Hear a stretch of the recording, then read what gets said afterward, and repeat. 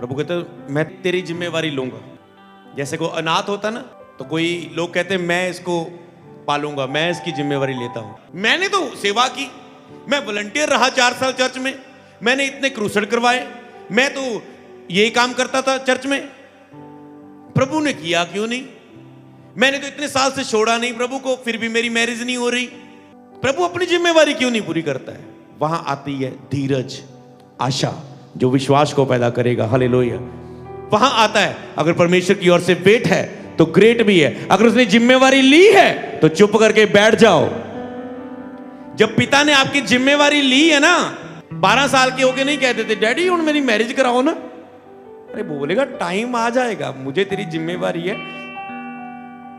जब आप छोटे थे उन्होंने जिम्मेवारी पूरी की, स्कूल भेजना था पूरी की, बड़े हो गए स्कूल भेजा, और बड़े हो गए कॉलेज भेजा, और बड़े हो गए उसके बाद आपको कहते हैं ओके काम खोल के दे दिया, चल अब बेटा कर, जब अब जॉब कर, खुद कमा, जिम्मेवार बन। और बड़े हो गए रिश्ता ढूंढ के ला दिया। अब कहेंगे ओके, और बड़े हो गए तो आपके बच्चे भी बड़े हो गए, अब वो कहते हैं अब तुम्हारी जिम्मेवारी बेटा, पढ़ा लिखा के बड़ा किया, अब तुम हमें संभालो।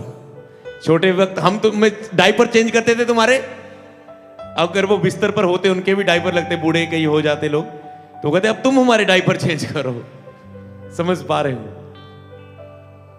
तो जिम्मेवारी समझ पा रहे हो? मैं आपको बताऊं आज ये आशा, अगर आपने प्रभु के काम की जिम्मेवारी ली है तो आशा और विश्वास खत्म ना होने देना, धीरज से जाते रहो, वो अपनी जिम्मेवारी पूरी करेगा ही करेगा, मैं आपको विश्वास दिलाता हूं।